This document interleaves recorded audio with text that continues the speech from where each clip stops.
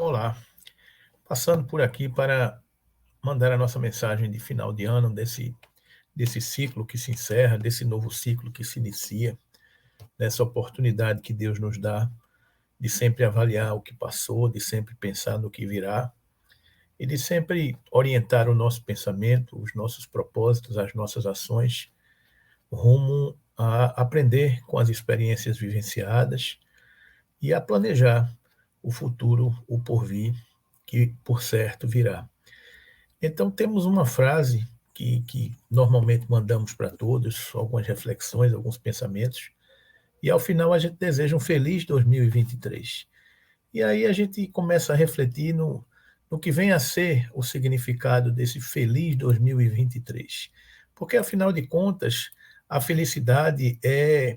O que é? O que vem a ser a felicidade? Em algumas definições que a gente encontra na internet, a gente pode entender que felicidade é um estado de felicidade, é uma qualidade ou estado de feliz.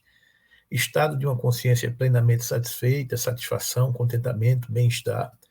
Pode ser definida por um momento em que há a percepção de um conjunto de sentimentos prazerosos. A felicidade é um estado durável de plenitude, satisfação e equilíbrio físico e psíquico, em que o sofrimento e a inquietude são transformados em emoções ou sentimentos, que vão desde o contentamento até a alegria intensa ou júbilo. A felicidade tem, ainda, o significado de bem-estar espiritual ou paz interior. Existem diferentes abordagens ao estudo da felicidade pela filosofia, pelas religiões ou pela psicologia. O ser humano sempre procurou a felicidade. Filósofos e religiosos sempre se dedicaram a definir a sua natureza, em que tipo de comportamento ou estilo de vida levaria à felicidade plena. E é nesse contexto que a gente busca refletir um pouco para compreender o que vem a ser essa felicidade.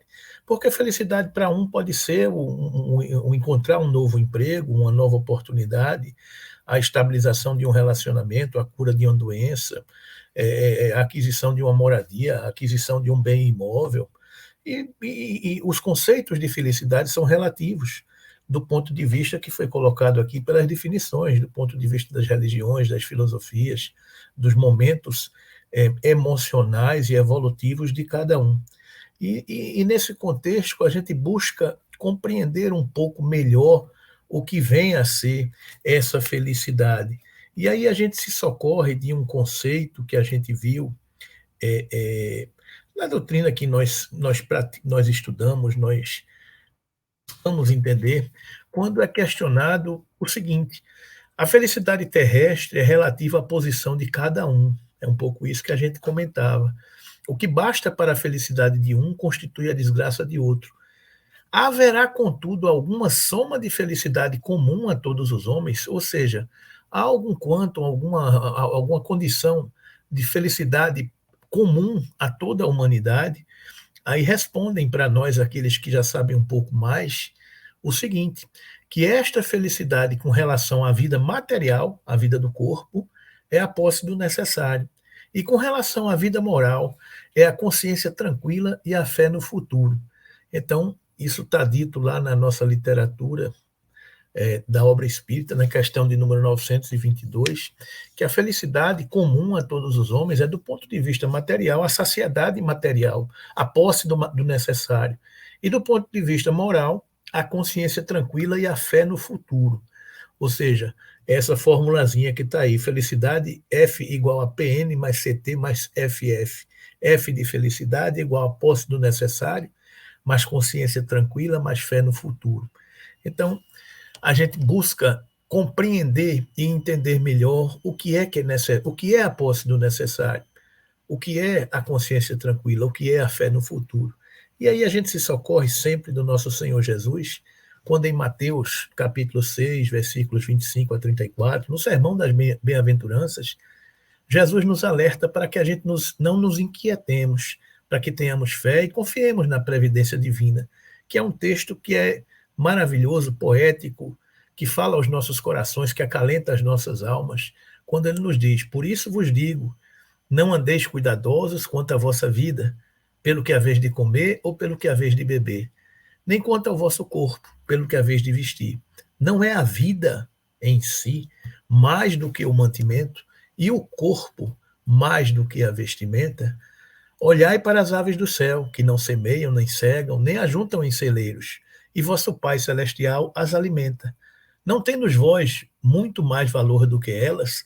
Está aí Jesus nos falando da previdência divina que não deixa nenhum de seus filhos, mesmo que do reino animal, sem apoio, sem sustentação, sem condições de viver e de sobreviver.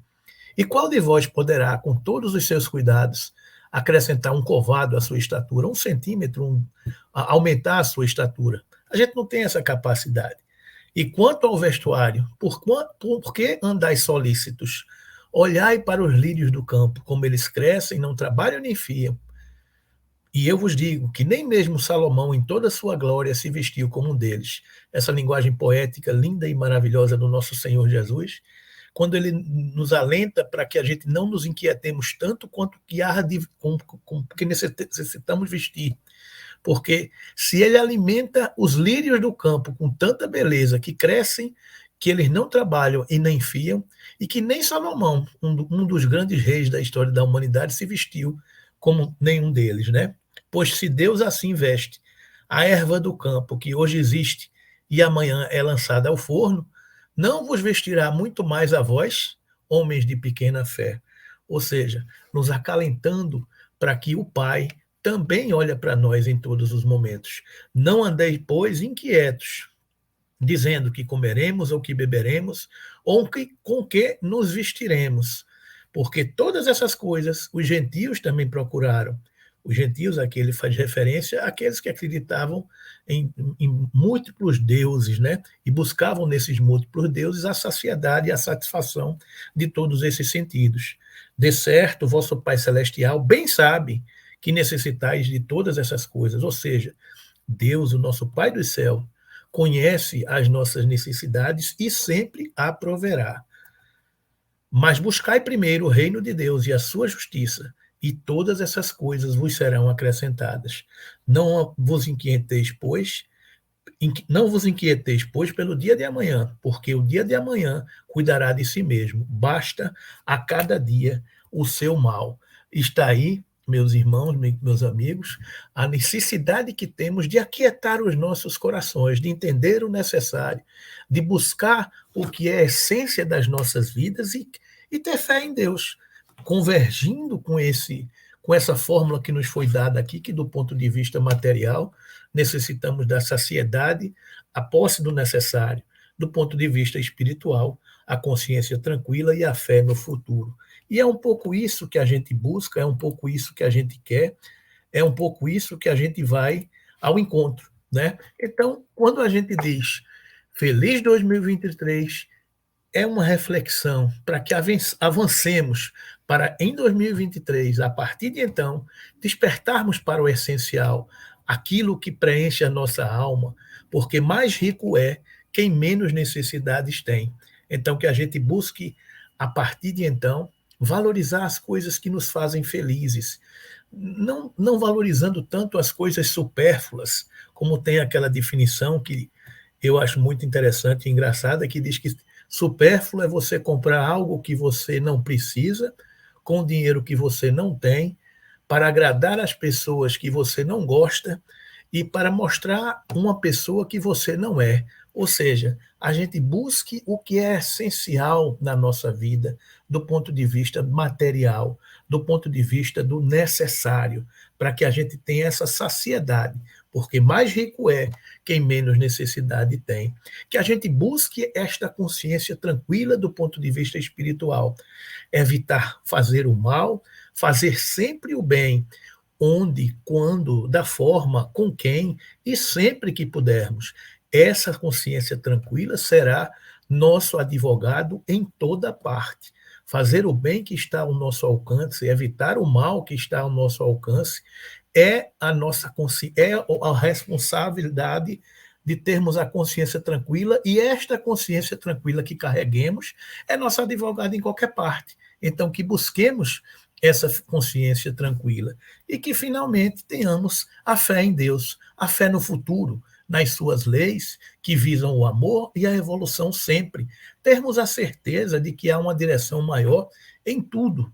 Então, tenhamos, portanto, paciência, serenidade, confiança e ação.